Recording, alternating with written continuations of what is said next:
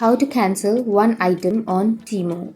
So if you want to cancel only one item on your Temu, then first you need to open up your Temu application. So make sure to log into your application. Once you've logged into your account, you can simply go for the U icon, which is on the bottom middle. And then here on the upper side, you will have your orders. Tap on your orders.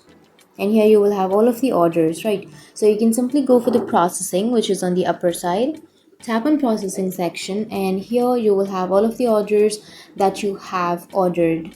So if you want to cancel an item on your Temu once you've ordered, then you will have your orders here. You can simply tap on your order, and then you will have cancel order option. Once you've selected your order to cancel, then it will take you to the next page where it will ask you a reason why you would like to cancel. And once you enter the reason, you can simply hit the next, and then it's going to ask you for your refund.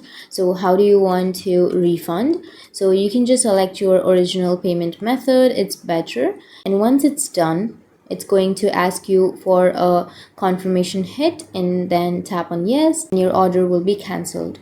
So that's how you can cancel one item on Temu. And if you have any questions, feel free to comment below. Thanks for watching.